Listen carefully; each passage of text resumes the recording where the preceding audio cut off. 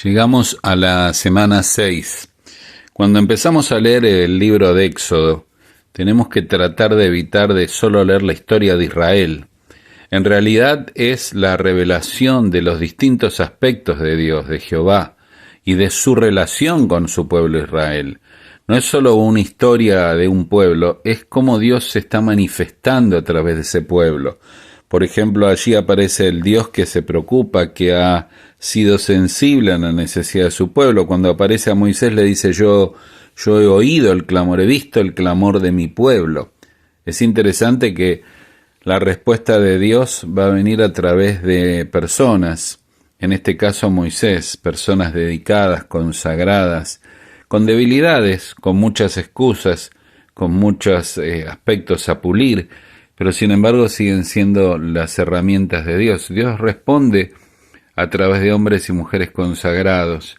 En realidad viene desde antes, porque los padres de Moisés ya fueron una familia piadosa, que a pesar del edicto del rey de Faraón no tuvo temor de aquel edicto y escondió a aquel niño, porque lo vio lindo. La idea de verlo lindo o bello es una idea que trasciende lo físico. Entendieron que había un propósito, que Dios tenía propósitos para con ese niño, y en un acto de fe lo cuidaron y lo protegieron, y después Dios lo rescató para ser criado en la corte de Faraón, mientras que la propia madre de Moisés lo cuidaba. Sí, Dios tiene propósitos, y en medio de esos propósitos usa hombres y mujeres consagrados. Pero también vas a ver en la historia de Moisés que no solo presentó sus excusas, porque hubiera sido lindo leer, bueno, él fue y obedeció a Dios, sino que las excusas hablan de un pasado que le perseguía. Él había dejado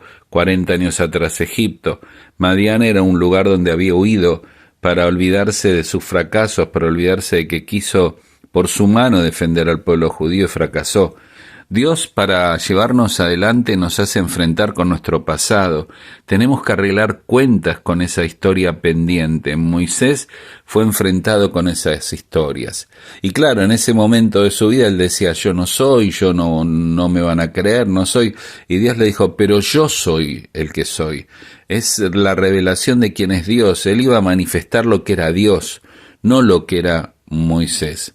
Y entonces Moisés va a Egipto y vemos ya al Dios que rescata al pueblo de Israel, y cómo, respondiendo con empatía a su dolor, o empieza este éxodo de redención, de rescate, de libertad, una respuesta directa de parte de Dios, una redención que viene acompañada no automáticamente, sino en un proceso donde el Dios que se conmueve ante la necesidad y el dolor, ante el Dios que rescata, también es el Dios que se revela. Las plagas de Egipto son muy interesantes. Cada una de ellas era un ataque directo a uno de los dioses, ¿no? El dios del Nilo, el dios de las moscas, el toro Apis, distintos dioses, la diosa de la vida Isis, y uno tras otro, o el dios Ra del sol, y cada plaga en la oscuridad, en las ranas, en las moscas, estaba recordando que Dios es Dios, estaba revelando quién era el verdadero Dios.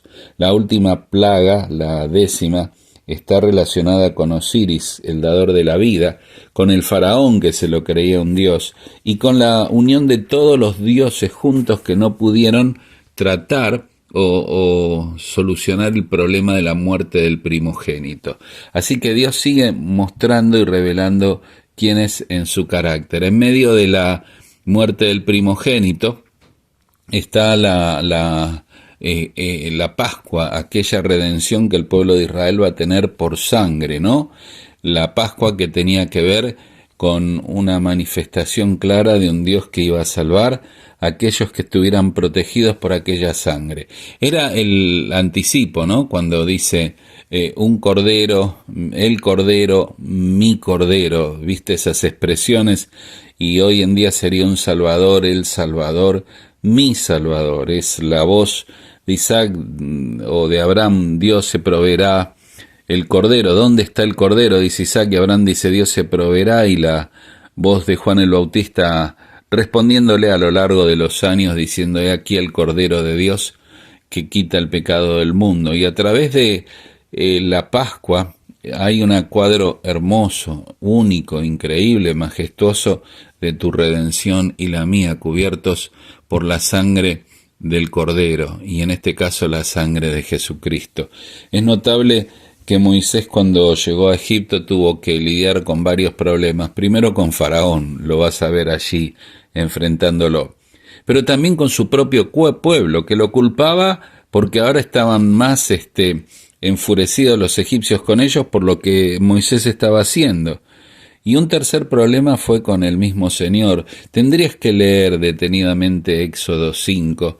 En el verso 20 al 21 el pueblo se queja a Moisés, y en el verso 22 al 23 Moisés se queja a Dios, como diciendo: Señor, ¿para qué me trajiste? No hubo liberación.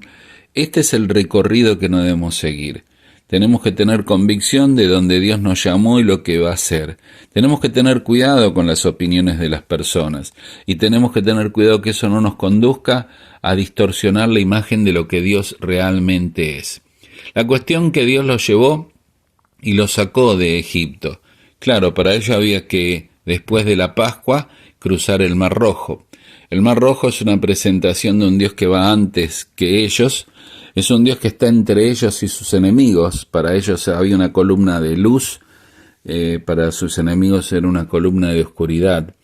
Es un Dios que nos invita a cruzar el Mar Rojo con confianza, con la fe de que Dios nos va a llevar adelante, más allá de lo que nosotros pensamos, porque este es el Dios que nos invita a avanzar. Pero vos decís: pero yo tengo un mar rojo por delante. Dios abre caminos, Él es experto en hacerlo. No sé en qué situación estás y en qué te sientas acorralado entre el mar cerrado y el enemigo atrás, pero Dios siempre abre caminos. Dios es especialista en hacerlo así, y aún se encarga de los enemigos cuando ellos mueren ahogados allí en el Mar Rojo. No te detengas porque haya un mar por delante. Tené convicción de que Dios te quiere llevar por más, y confiando en Él, deja que Él te lleve y te permita cruzar.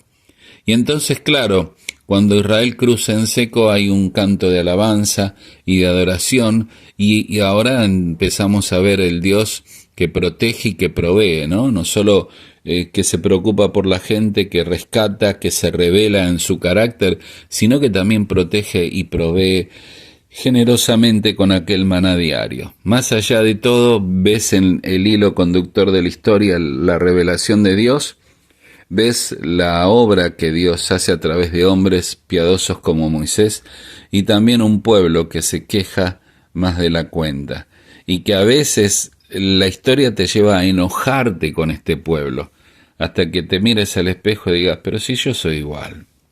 Yo he visto a Dios abrir el Mar Rojo y me sigo quejando, y sigo renegando con cosas que no debería.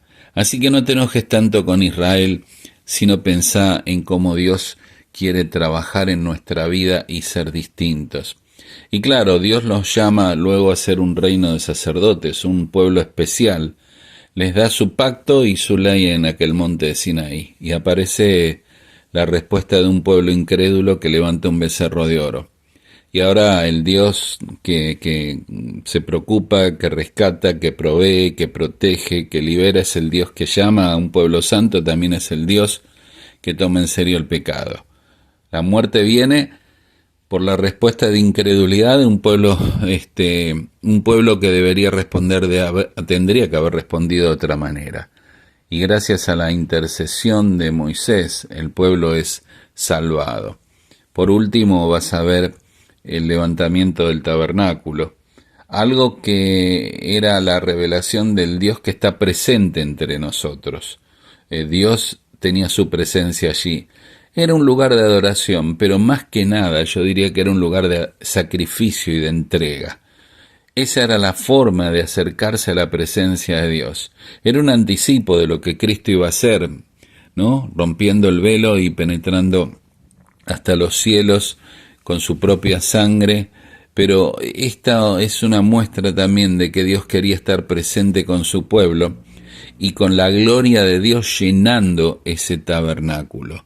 Es notable cómo vas a ver este Dios que va estando presente con su pueblo, como lo estuvo en Génesis cuando él arma una familia a través de Abraham y de Jacob, y ahora Dios está armando una nación. Es interesante las promesas de Éxodo 6, ¿no? Que se llaman los yo haré, o las 7 expresiones que dice Dios: os sacaré debajo de la carga de los egipcios, os libraré de sus servidumbre, os redimiré con brazo extendido, os tomaré por mi pueblo, seré vuestro Dios, os meteré en la tierra, os la daré por heredad. Y lo que es notable de Éxodo 6 es que en medio de estas 7 declaraciones, al principio y al final, hay una misma autodeclaración de Dios que dice: yo soy Jehová, yo soy el que soy. Es un Dios que no solo responde, sino que revela quién Él es en cada acción que toma para con nosotros. La verdad que hay demasiada riqueza para ver y para aprender en estos capítulos. Está la historia de la incredulidad de Israel, del maná, de las codornices, de la agua en la roca, la gran visita del suegro de Moisés, Jetro, que le da una orientación muy clara sobre cómo liderar. Un capítulo, Éxodo 18, que líderes deberíamos leer más seguidos, de saber cómo gobernar. Un hombre piadoso como Moisés que sabe escuchar a otros, a su propio suegro. Y un Israel que en el monte de Sinaí tiene una oportunidad de ser transformado y bendecido. Cae en una línea de incredulidad, Dios lo restaura por la intercesión de Moisés, Dios le da las leyes, recordándole que ellos deberían ser un pueblo santo, y le entrega a los sacerdotes la consagración de Aarón y sus hijos como sacerdotes. Hay mucha riqueza en estos capítulos de Éxodo, pero no dejes de mirar las manifestaciones de Dios.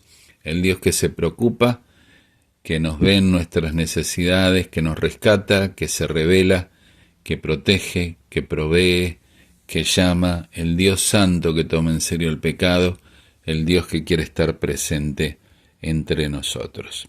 Ojalá que vuelvas una y otra vez a estos capítulos, porque tienen enorme riqueza de la revelación de quién es Dios, del tipo de personas que Dios usa, y también la respuesta de un pueblo que a veces actúa o actuamos en incredulidad.